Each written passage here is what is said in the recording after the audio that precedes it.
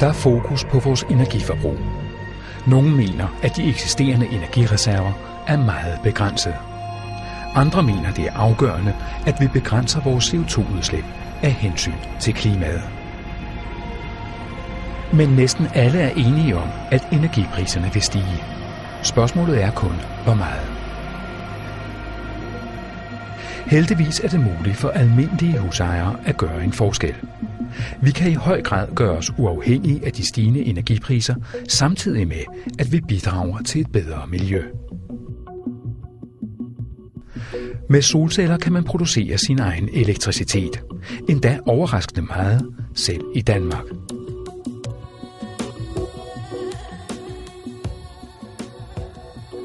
Samtidig er solcelleindustrien den hurtigst voksende industri i verden. Det betyder, at cellerne har nået et prisniveau, hvor investeringen for alvor bliver attraktiv. Bjarne Juhl Andersen besluttede for et par år siden at flytte til naturskønne omgivelser ved Randers. Beliggenheden betød restriktioner i forhold til tagkonstruktionen, der ikke var optimal i forhold til solceller. Alligevel besluttede Bjarne, at et solcelleanlæg skulle være en del af det nye hus.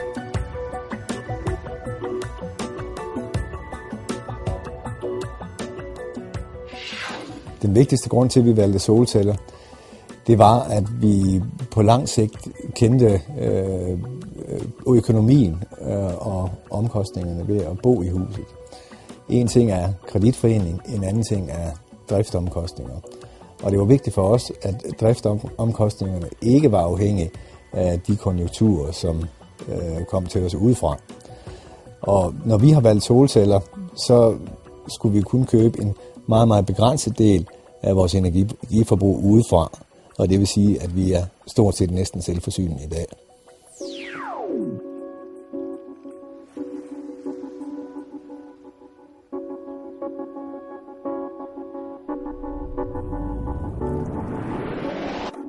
Også for Kurt Olsen i Jellinge har økonomien været et vigtigt punkt. Med udsigt til at gå på pension inden for 10-15 år, har det været afgørende, at energiudgiften ikke blev en uforudsigelig byrde. Vi anskaffede solcellerne på grund af, at vi vil spare energi, og vi ved jo, at energipriserne stiger. Vi ved ikke hvor meget, men de stiger helt sikkert, og så vil vi have en stabil pris på energi, og det har vi ved solceller.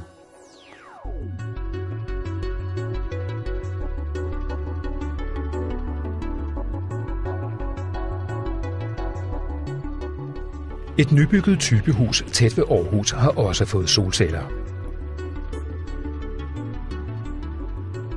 For ejeren Jesper Mathisen er elmåleren pludselig blevet en overraskende vigtig del af hverdagen.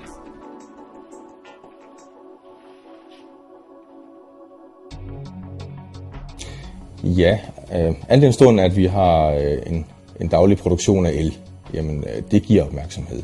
Vi er ude og kigge i skabet hver dag, det er jeg i hvert fald. Når jeg kommer hjem fra arbejde, det første jeg også gør, så flår jeg skabet op for at se, jamen kører måleren nu den rigtige vej.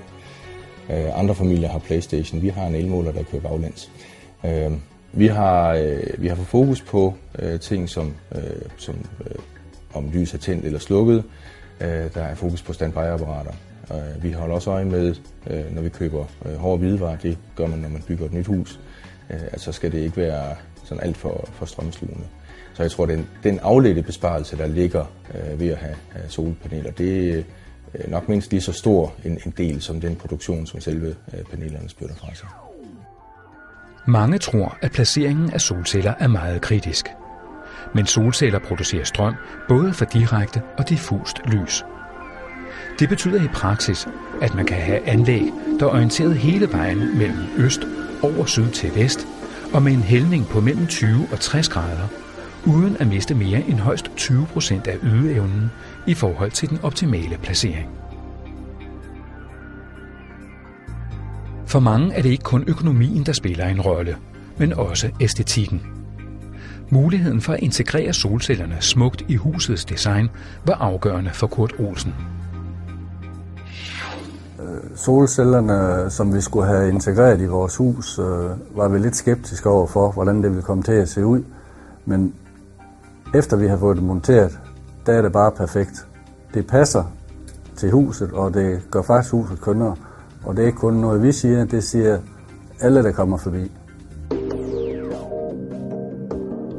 I Fredericia ligger Sten Kramer Jensens nybyggede hus. Sten har bygget et ekstraordinært hus og ser en række fordele ved at installere solceller i nybyggeriet. Mit råd til folk, som ønsker at få et solcelleanlæg, imens i tilfælde af, at de er ved at bygge et hus, det er, at de skal tænke det ind med det samme. Fordi det bliver mere besværligt, hvis man gør det bagefter. Omvendt så kan man sige, at hvis man har et hus, så er det i hvert fald vores egen overvejelse nu, så er økonomien så god, at jeg tror, man skal gøre det nu. Altså fordi at panelerne de er faldet til næsten det halve i pris i løbet af de her sidste 2-3 år. Så økonomien er lige nu rigtig god. Sten Kramer Jensen er også ekstra opmærksom på energiforbruget, fordi alle data for solcellerne gemmes. Der går sport i at reducere f.eks. computerens strømforbrug. Og selve installationen, der transformerer solcellernes strøm til elnettets, fylder ikke meget. Altså vores erfaringer med vores solcelleanlæg, de har været positive på den måde, at både i installationen og i driften her nu i 2 år, jamen der har der slet ikke været nogen problemer. Det har været meget nemt, og vi har været sådan prøvet en del forskellige ting i det her lavenergibyggeri, både fordi vi har haft en varmepumpe, eller vi har en varmepumpe, og den har der været noget bøvl med at køre ind, og vi har noget vandopsamling og vandgenvinding, det har der også været lidt bøvl med, men solcellerne, de har godt nok været nemme. Dem har vi sluttet til, og så har vi ikke rørt ved dem siden.